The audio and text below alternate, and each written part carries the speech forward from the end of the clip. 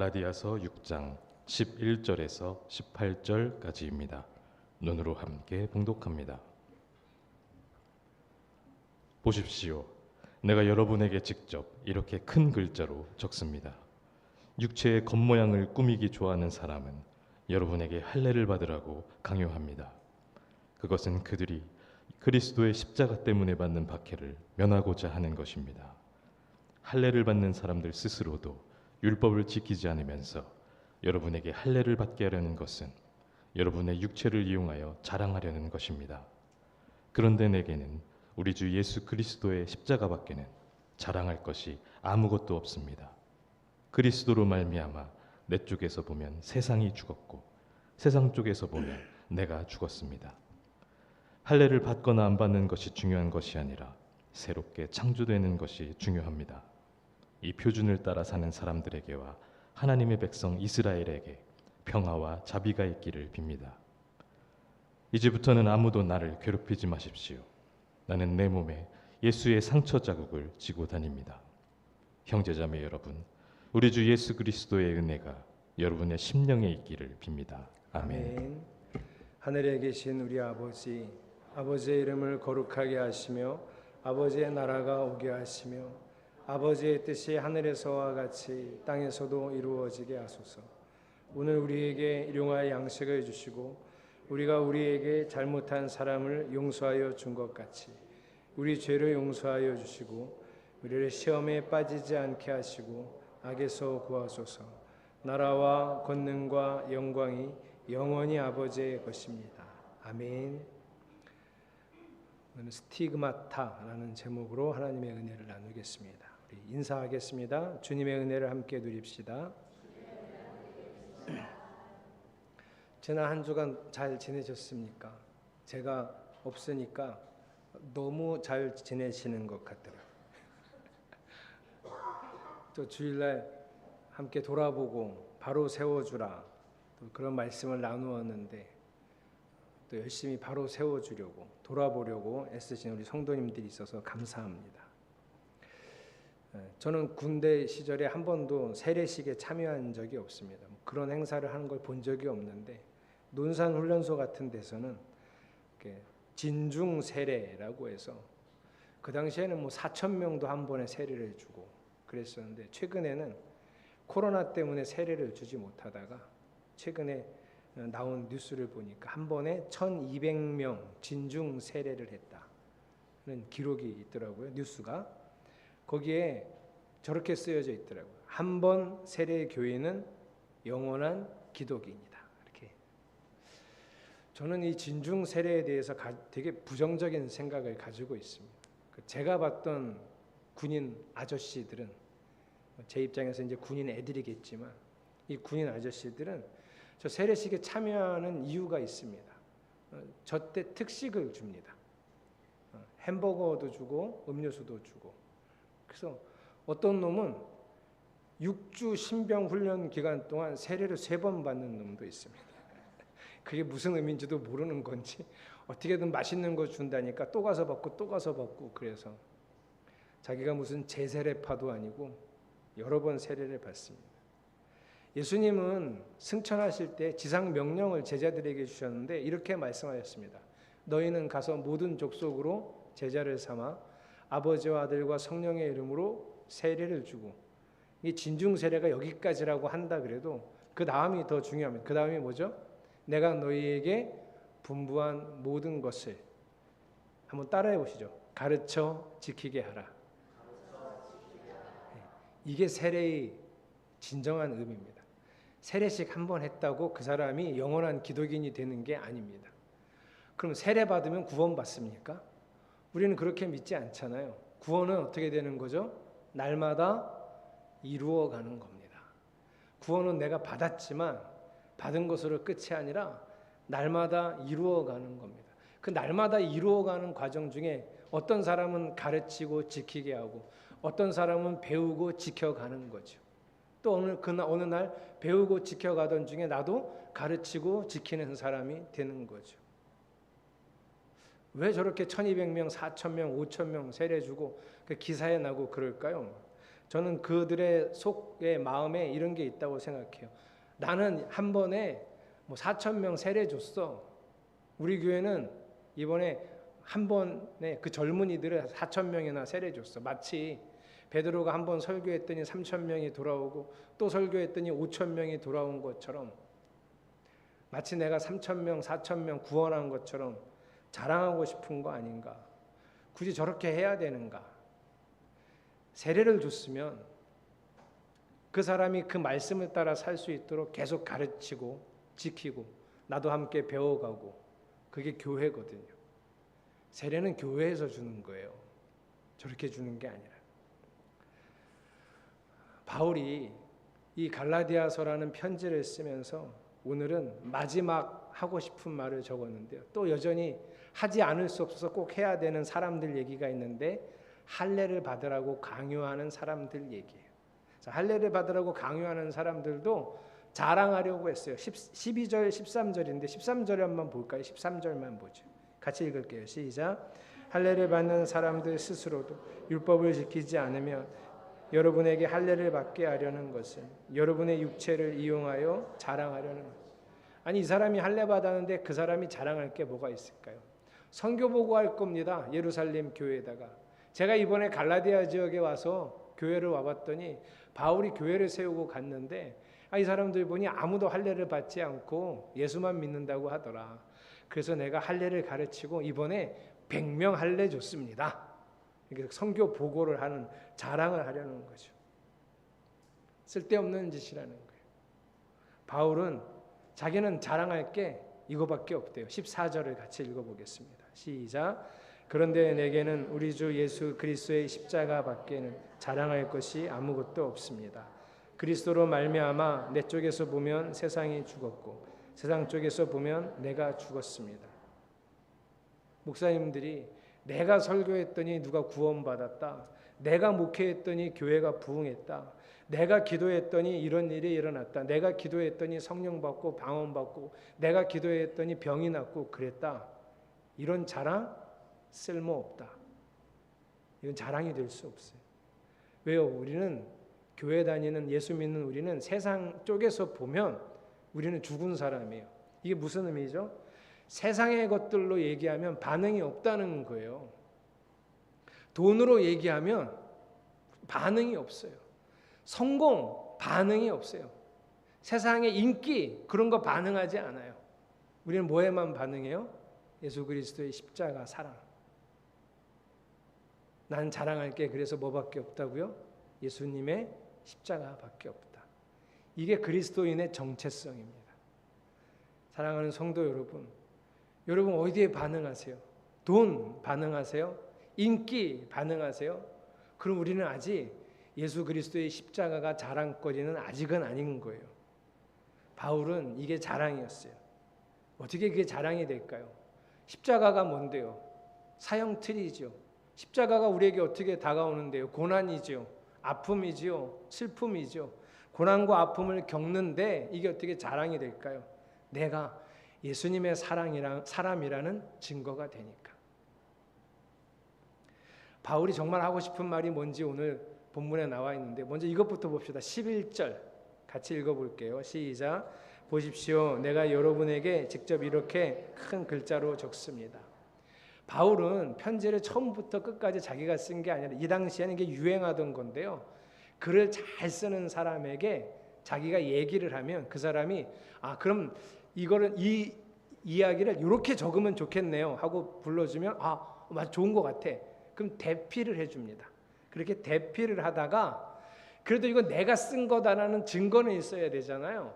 그러면 마지막에 사인을 합니다. 근데 이제 사인을 하는 경우가 있고, 대부분은 사인만 하지 않고 아주 중요한 마지막 부분은 자기가 글자로 쓰는데, 11절 갈라디아서 6장 11절부터가 바울이 친필로 썼는데 큰 글자로 썼다는 거예요. 아마 편지를 이렇게 읽어주는데 예배 시간에 갈라디아 교회에서 바울 선생님이 편지 보내셨습니다. 쭉 읽다가 6장 11절쯤 됐을 때는 편지를 이렇게 다 들어서 성도들한테 보여줬을 거예요. 보십시오. 바울 선생님이요, 여기서부터는 직접 쓰셨어요. 큰 글자로 보이시죠? 그리고 다시 읽어주는 거예요. 자기가 큰 글자로 직접 쓰면서 무슨 내용 쓸까요? 갈라디아 교회 정말 하고 싶은 얘기를 쓰는 거예요. 정말 하고 싶은 얘기. 그게 뭐냐면 15절이에요. 15절을 또 읽어보겠습니다. 시작. 할례를 받거나 안 받는 것이 중요한 것이 아니라 새롭게 창조되는 것이 중요합니다. 사랑하는 성도 여러분, 우리가 구원받는다, 예수 믿고 천국 간다, 그 정도가 아니고요. 진짜 바울이 예수님이 우리에게 가르쳐주고 싶은 건, 진짜 우리 인생에서 중요한 건 새롭게 창조되는 겁니다.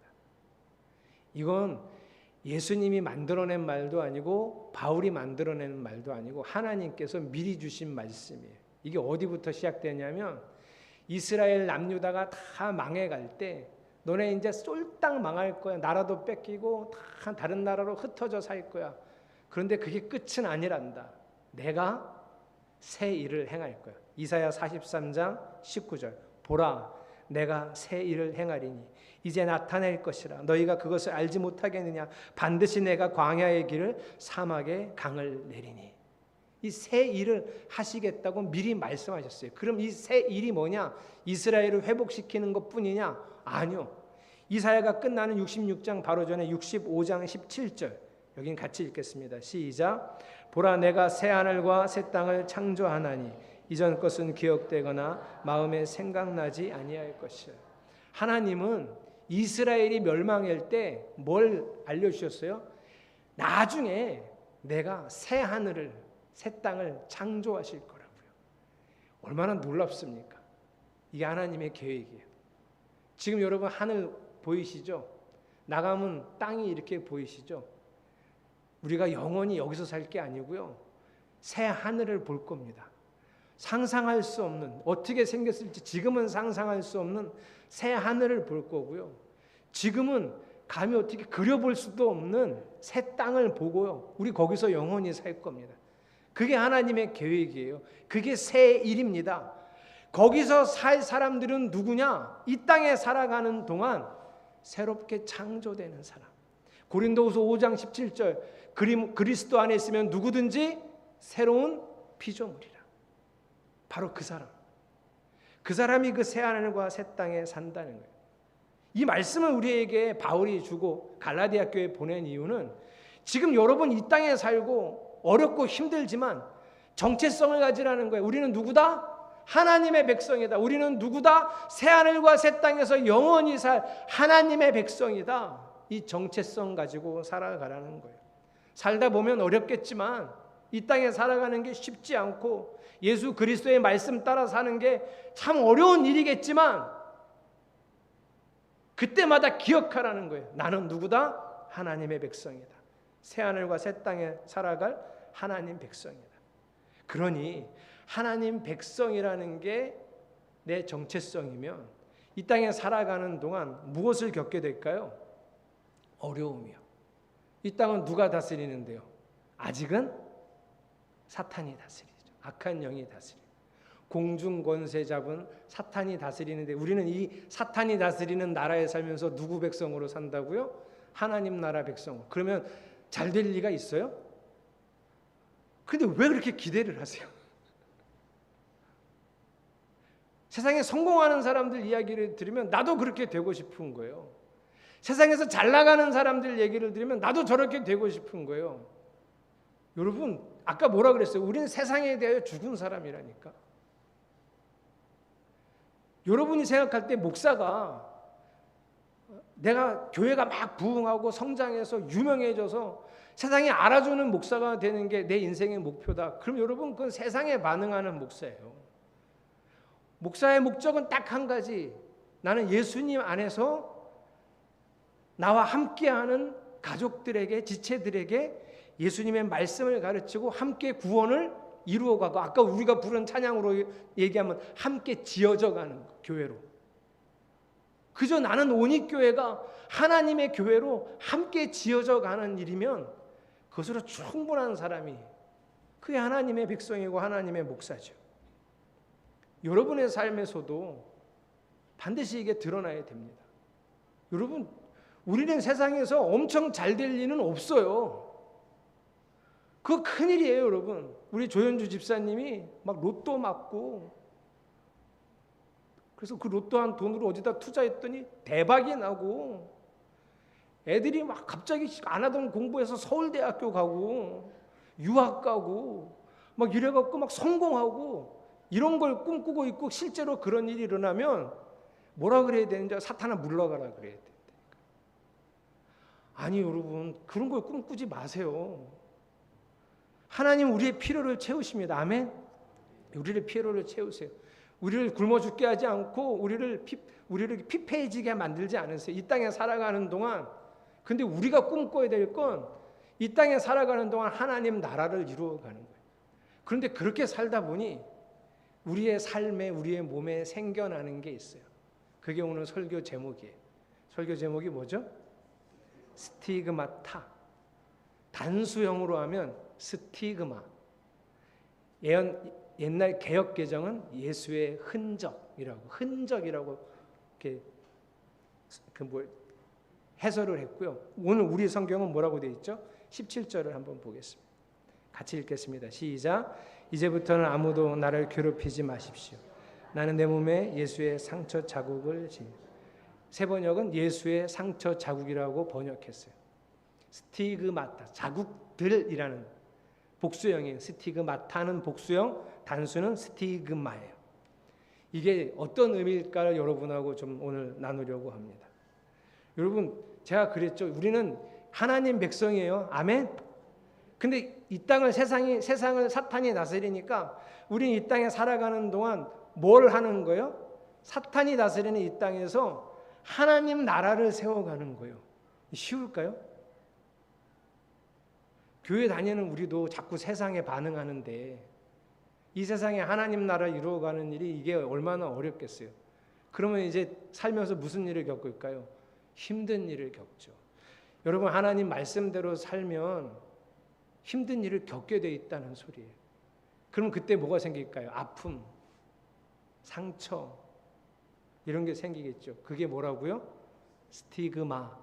그게 계속 여러 개가 생기면 스티그마타 이게 생기는 거예요.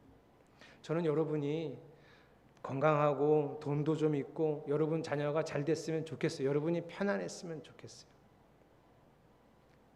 지금 북한의 압록강 유역에 엄청난 홍수가 나서 1000명에서 1500명이 사망 내지 실종됐습니다. 근데 그 유역에 허진희 집사님 엄마가 살고 있어요. 제가 어저께 좀 전화를 했는데 어머니 살고 있는 지역보다는 압록강 하류 지역에 엄청난 폭우가 이렇게 강물이 밀려와서 거기가 많이 죽었다고. 그런데 아직 몰라요. 어머니랑 통화를 아직 못해서. 저는 허진희 집사님 어머니가 평안하고 안전하고 강건하기를 바랍니다.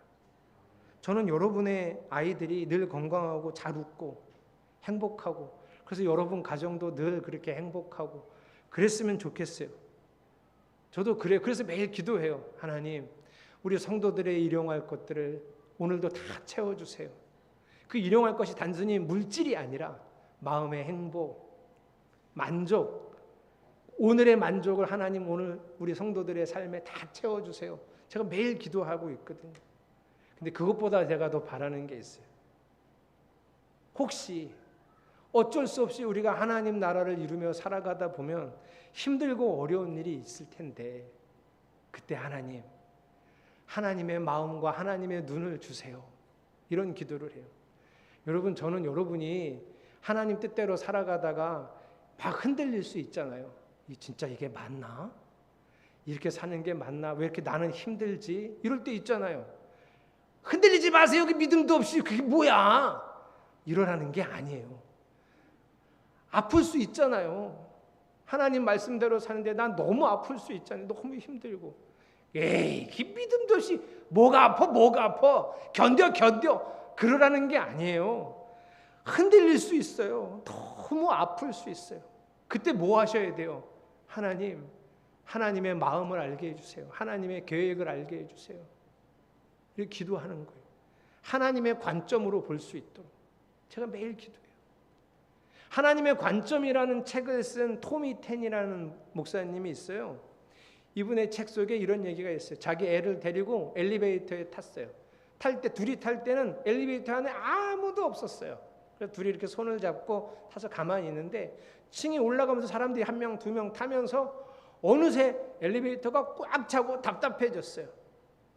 그래서 아빠인 토미 테니 목사님이 조금 있다가 이렇게 애를 봤더니 애가 너무 답답해하면서 손을 이렇게 하는 거예요. 그래서 얼른 안아줬어요. 그랬더니 애가 숨을 쉬는 거예요. 그때 목사님이 그런 생각을 했대요. 내가 세상에 사는 게 이 아이가 엘리베이터에 있는 것처럼 사는 거고, 그저 보이는 건 답답한 사람들 무릎, 꽉 낀 공기, 이런 데서 사는 거구나. 하나님 나라 백성으로 산다는 게 이럴 수 있는 거구나. 그런데 그렇게 어려움이 있고 아픔이 있을 때 아빠인 내가 우리 아이를 안아 올린 것처럼 하나님이 나를 안아주시면 내가 세상을 하나님의 눈으로 볼 수 있겠구나. 하나님의 관점. 거친 파도 날 향해 와도 주와 함께 날아오르리. 폭풍 가운데 나의 영혼 잠잠하게 주를 보리라. 어떻게 잠잠하게 주를 보죠? 폭풍인데 주님이 들어 올리셨거든요. 그랬더니 주님의 눈으로 보니 아래로 보이는 거예요. 아, 저렇게 폭풍이 치는구나. 내가 어떻게 해야 되는구나를 알 수 있는 거죠. 이 찬양의 고백이 우리 성도들의 삶에 있기를 바랄 뿐입니다. 여러분, 스티그마는 저는 이렇게 해석하고 싶어요. 낙인이요. 흔적, 상처 자국 이 정도가 아니라 낙인이에요. 이게 무슨 낙인이냐면 이 스티그마라는 단어 속에도 낙인이라는 뜻이 있거든요. 노예가 이제 악독한 주인이 노예를 사잖아요. 그럼 이거 내 거야 라고 할 때 시뻘겋게 달궈진 쇠를, 자기 집안의 문양이 새겨진 쇠나 아니면 자기 이름에 이니셜이 들어간 쇠를 시뻘겋게 달궈서 이런 데다가 이렇게 찍잖아요. 그럼 여기 몸에 나는 누구의 소유라는 낙인이 찍히는 거죠. 진짜 못된 주인은 어디다가 찍었어요? 이마에다가도 찍잖아요. 평생이 지워지지 않은 낙인을 찍어놓는 거죠. 바울은 지금 자기 몸에 이 낙인이 있다고 하는 거예요. 근데 여러분, 이게 굴욕적인 낙인이라고 여기지 않는 거예요. 뭐라고 여기는 거예요? 자랑스러워요. 여기 지저스라고 찍힌 거예요. 지금 바울의 몸에 예수가 찍힌 거예요. 그리고 그 예수라는 낙인은 언제 찍혔다고 지금 바울은 고백하는 거예요? 내가 이 세상에 살아가기 때문에 어쩔 수 없이 겪게 되는 세상의 아픔과 고통과 눈물이 내 몸에 낙인이 되어 찍혀서 자기는 좋다는 거예요. 거기 뭐라고 찍혀 있는데요? 나는 예수님의 소유, 나는 예수님 거라고 찍혀 있어요. 그러니 여러분, 우리가 이 세상을 살아가면서 때로 겪게 되는 고난은 하나님을 경험하는 위대한 도구이고요. 그 도구는 우리의 삶에 낙인을 찍어줍니다. 나는 하나님의 소유라는, 나는 하나님의 백성이라는 낙인을 찍어주죠. 책 제목이 아프니까 청춘이라고 했나요? 때로 우리는 아프니까 하나님 백성입니다. 내가 세상 백성이면 잘 되겠죠. 결혼도 잘하고 애도 잘 낳고 애들도 공부 잘하고 조금만 노력하면 돈 잘 벌고 조금만 투자하면 돈이 불어나고 집도 사고 집이 집을 또 사고 집이 집을 또 사고 이러면서 세상에서 성공하는 사람이 되겠죠. 우리가 세상 백성이면 그게 잘 되는 거고 그게 잘 나가는 거겠죠. 그러나 우리는 세상 백성이 아닙니다. 여러분과 저는 뭐죠? 하나님 나라의 백성이죠. 그러니 세상을 살아가면서 이 낙인이 있는 걸 자랑스러워할 수 있었으면 좋겠어요. 아, 어려워. 그렇지. 하나님 백성이니까 이럴 수 있지. 내가 하나님 백성이니까 이런 일을 겪는 건 당연한 거야. 잘 이겨내야지. 주님의 마음으로 잘 이겨내야지. 그래서 우리의 삶에, 우리의 몸에 스티그마가 새겨지는 것을 기쁨과 감격으로 받아들일 수 있는 강건한 믿음이 여러분 삶에 있기를 축복합니다. 제가 오늘 오후에는요, 하나님 나라 백성이 얼마나 수준 높은 삶을 살아가야 하는지를 레위기 말씀을 통해서 가르쳐 드릴 텐데요, 저는 기가 막힙니다. 세상에 이렇게 살 수 있을까? 지금도 이런 나라를 만들 수 있을까? 진짜 대단한 나라다.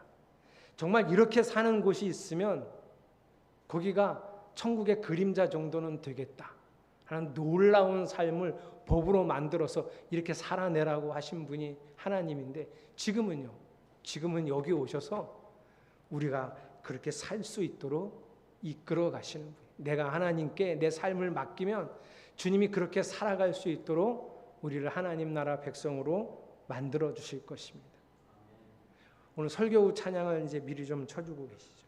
그래서 내가 하나님 나라 백성이기 때문에 어떤 일이 있어도 저는 여러분 마음에 요즘 왜 이렇게 힘들지? 이럴 때 오늘 이 찬양의 고백이 있었으면 좋겠어요. 내가 주님을 만난 거 정말 복된 일이구나. 내가 예수님을 나의 주인으로 모시고 사는 거 제일 잘한 일, 내가 세상에 살면서 제일 잘한 일, 예수 만나고 예수를 나의 주인으로 모시고 살겠다고 결심한 거. 그래서 이 찬양의 가사처럼 나는 예수님을 나의 주인으로 모시고 살아가는 일에는 뭐가 없어요? 후회가 없어요. 힘든데, 이렇게 힘든데, 세상에 자랑할 게 거의 없는데 괜찮으시겠어요? 저도 거의 없어요. 세상에 자랑할 게. 저랑 친했던 친구들이, 고등학교 때 친했던 친구들은 흔히 말하는 세상에서 잘 나가는 애들이에요. 지난번에 여름 오기 바로 전에 토요일 밤에 지네들끼리 술 먹고 저한테 전화했더라고요. 보고 싶다고. 내일 와라. 예배 오라고. 내일 와라. 그랬더니 우리가 거길 어떻게 가냐. 그날 저한테 전화한 3명의 친구가 하나는 안양에서 사업을 크게 하고 있어요. 아주 부자가 됐더라고요. 하나는 춘천에서 의사하고, 하나는 홍천에서 의사를 하고. 돈 많이 벌죠. 그 녀석들이 저한테 전화해서 뭐 이런 얘기 저런 얘기하면 그렇구나, 그러니 이렇게 얘기해주면 저는 걔네들한테 나는 이렇게 살아라고 얘기를 잘 해주지 않아요. 걔네가 이해를 잘 못하니까. 근데 세상적으로 보면 훨씬 잘 나가는 그 녀석들이 저한테 전화해서 제일 많이 하는 얘기가, 용우가 왜 사는 게 이렇게 힘드니? 나는 왜 이렇게 외롭니? 그 춘천에서 의사하는 그 녀석은 아내랑 애들이 다 그 중앙로에 있는 춘천 중앙 성결교회 다니거든요. 자기 너무 심심하고 외롭대요. 너도 가, 거기를. 걔 병원도 그 근처에 있거든요. 너도 거길 가. 그럼 하나도 안 내려. 나는 거기는 못 갈 것 같아. 그 녀석들은 저한테 자기의 삶이 힘들다고 얘기하니까 저는 근데 자랑할 게 없어요. 그 녀석들한테. 걔네들이 생각하는 자랑거리가 저한테 하나도 없어서 그래요. 근데 저는 후회가 없어요. 저는 그 녀석들이 저처럼 됐으면 좋겠어요. 어떤 일이 있어도 내가 주님을 만난 것, 어떤 상황 속에서 내가 주를 주님으로 섬기는 것에 후회가 없는 여러분 일상에 만족이 있고 행복이 있고, 앞으로도 난 이렇게 살 거야. 내 삶에 스티그마타 이것들이 쌓여가는 인생을 살고 싶어요. 이런 고백이 여러분 삶에 있기를 축복합니다. 그래서 이어서 부를 찬양에 예수를 나의 구주 삼고 성령과 피로써 거듭나니 이 세상에서 내 영혼이 하늘의 영광 누리도다. 이 마지막 고백이 여러분의 진심이 되기를 축복합니다. 찬양하겠습니다.